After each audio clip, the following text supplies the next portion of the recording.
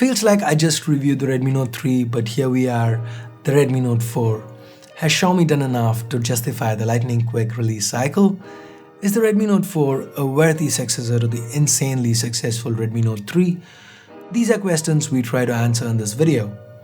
But before we get to that, if this is your first time here or in case you just can't remember, my name's Ash, this is C4E Tech and you're watching our full review of the Xiaomi Redmi Note 4. Let's get started.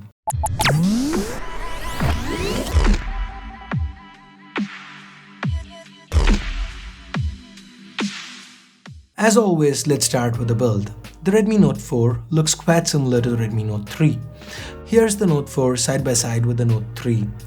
There are antenna lines now due to more metal being used in the build. The speakers now have been moved to the bottom. While the button placements remain the same, the chamfered metal to the sides do add a level of finesse to the Redmi Note 4, and so does the 2.5D glass covering the display. The Redmi Note 4 definitely sticks to its Redmi Note roots but feels very refined.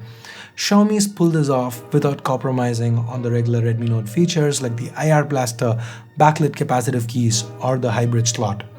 The display here is an IPS LCD panel and retains the 1080p resolution as its predecessor. Xiaomi states that this is a better display than the one used on the Redmi Note 3, but me personally, I didn't really notice a difference. It's a mid-range Full HD display, sharp, good viewing angles, reasonably accurate colors. The glass is a little reflective, so sunlight legibility is not the best. Now, underneath the hood, the Redmi Note 4 is powered by a Core Helio X20 chip.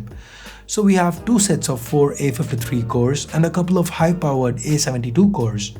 Mali T880 MP4 handles GPU duties, and we've got variants with 16 and 64 gigs of storage with 2 and 3 gigs of RAM respectively.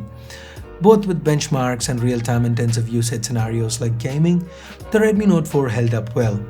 The audio via the internal speaker was reasonably loud, and the audio via the 3.5mm headphone jack was decent. I experienced no issues with cellular reception or call quality, and though this phone is running on the Chinese firmware, there is support for Geo-VoLTE, which is an added advantage. The battery capacity is a whopping 4100 mAh. But remember, this chip's similar to the one found on the Redmi Pro. And here's what I had to say about battery life on the Redmi Pro. All this is backed up by a 4050 mAh battery, and the battery life was good. Good, not great. Before I explain, you need to understand that going into this review, the Redmi Pro felt quite similar to the Redmi Note 3, similar sizes, similar capacity batteries. So I went in with expectations of similar, if not better battery performance. But it isn't quite there, at least not yet. I could get through a day of moderate to heavy usage on a single charge with no issues. That's more than what I can say of even some flagships out there. But this is no Redmi Note 3 when it comes to battery performance. And the Redmi Note 4 performs similarly. I use this phone with dual SIM cards, my primary Vodafone SIM and my secondary Reliance Jio mainly for data. And the Redmi Note 4 performed reasonably well with regards to battery life, but not quite as well as the Note 3. I couldn't help but be a little disappointed here. But do note that, like I said with the Redmi Pro, the Redmi Note 4's battery life is still much above average and would keep most people happy, just not the ones who might actually upgrade from the Redmi Note 3. Anyway, moving on with the camera, Xiaomi's gone back to 13 megapixels here. The camera is nothing special, the aperture is f2.0, makes for some decent depth of field. Under good light, the images are comparable to the Redmi Note 3.